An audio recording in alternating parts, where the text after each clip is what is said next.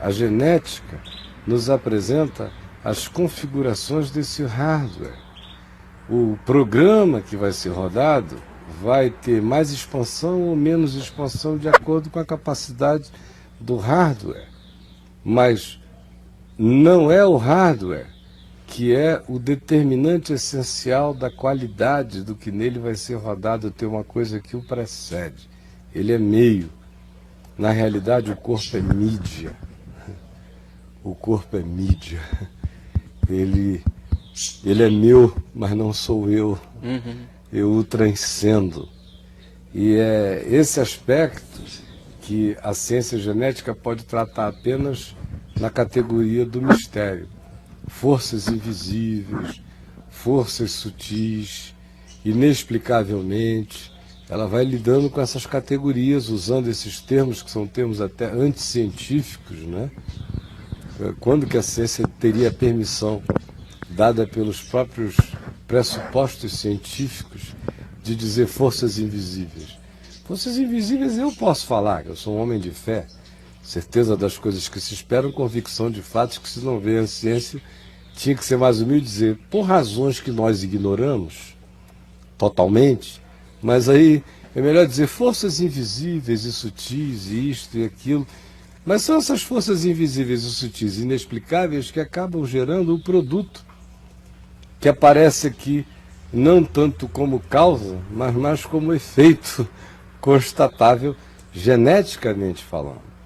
Agora, a gente olha para a Escritura, o primeiro texto que eu citei aqui foi do Salmo 139.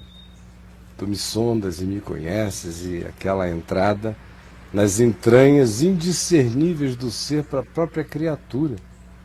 Tanto é que o Salmo termina dizendo, Senhor, vê se há em mim algum caminho mau e guia-me pelo caminho eterno, porque o próprio homem lúcido reconhece a sua incapacidade de viajar completamente para se autodiscernir, se autoperceber, sem uma revelação. Segunda coisa, é aquela afirmação que até aqui, quando ontem eu assisti e separei esse documentário em bloquinhos para a gente conversar, nesse terceiro bloco eu escrevi ali a síndrome de Jacó e Esaú, porque lá se diz, né, não tinham os meninos ainda nascido e já operava a eleição no ventre, de tal modo que se diz, amei a Jacó e aborreci a Esaú.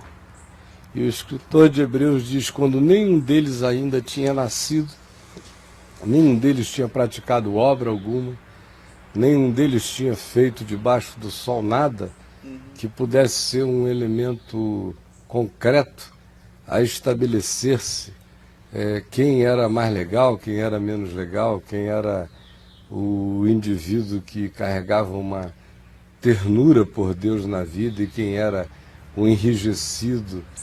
Nenhuma dessas coisas tinha ainda acontecido e a epístola, a carta aos Hebreus diz que a escolha tinha sido operada. A gente lê o profeta Jeremias, no início da profecia dele, o Senhor falando com ele, né? Eu te escolhi no ventre e eu te chamei. Isaías diz a mesma coisa, não é? Da escolha quando você ainda é um plasma. E Paulo precede a todos eles. Diz, quanto aquele que me conheceu e me chamou antes de eu haver nascido. E aí ele ainda vai mais para além e fala que fomos predestinados em amor antes do surgimento de qualquer coisa.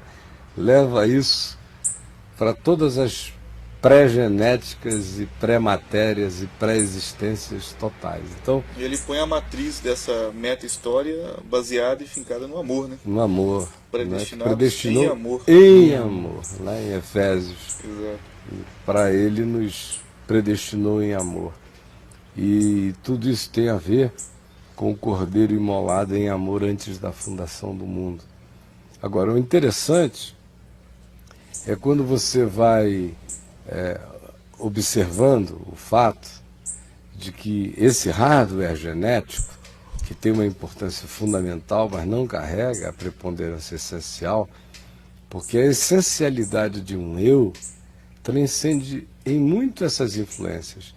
Elas determinam formas físicas, exterioridades. Você vê que até os exemplos que eles usaram para caracterizar a diferenciação entre gêmeos foram de uma superficialidade brutal, como fumar, beber ou praticar esporte. Isso ainda habita a camada da crosta mais superficial de qualquer elemento mutante num ser, onde os elementos mutantes se instalam com uma força enorme é na psique. E ali é que as grandes mudanças acontecem de tal modo, você quer ver uma coisa que um documentário como esse não está preparado para lidar, é o fato de que você casa com uma mulher, jovem ainda, e você a ama e ela ama você. E vocês têm características, traços genéticos, assim, de semelhança distante. Mas são morenos, ou nasceram no mesmo lugar, têm talvez a mesma herança étnica, mas muito diferentes fisicamente. Depois de 30 e tantos anos de casado, dependendo do nível de simbiose conjugal que aquela dupla fizer, eles vão ficar semelhantes até do lado de fora. Eu conheci casais que eu acompanhei no curso da vida, como o seu Wilson e a Nega, mulher dele, presbítero da igreja de Betânia. Um nascido num lugar, outro no outro, não tinham nada a ver. No curso de 50 anos de casados, eles quase viraram gêmeos, de tão semelhantes. E quando você via as fotos deles de antes de se encontrarem, eles eram seres totalmente diferentes. Ora, simbiose é algo que tem um poder extraordinário. Gera gêmeos univitelinos do lado de fora, gente que não tem nenhuma carga genética, que são filhos de pais diferentes, que apenas se uniram ou pela amizade, ou pela afinidade, ou pela conjugalidade, ou por qualquer outra coisa, ou pela harmonia dos gostos, ou pela entrega amorosa de um ao outro, e com absorções mútuas um do outro, aquela fusão de uma só carne e de um só espírito, às vezes levam determinados indivíduos a experimentar o fenômeno até da semelhança física com o passar do tempo. Ora, se do lado de fora, com idades diferentes, pais diferentes, vivendo em mundos diferentes, pessoas podem desenvolver relações tão simbiotizadas que elas acabam encontrando semelhanças que vão do físico ao interior. Imagina num ambiente onde você compartilha o mesmo óvulo, a mesma mãe, a mesma placenta, o mesmo ambiente. É óbvio que semelhanças estarão sendo compartilhadas, mas elas não serão ainda tão profundas quanto aquelas que são as semelhanças frutos das escolhas mentais.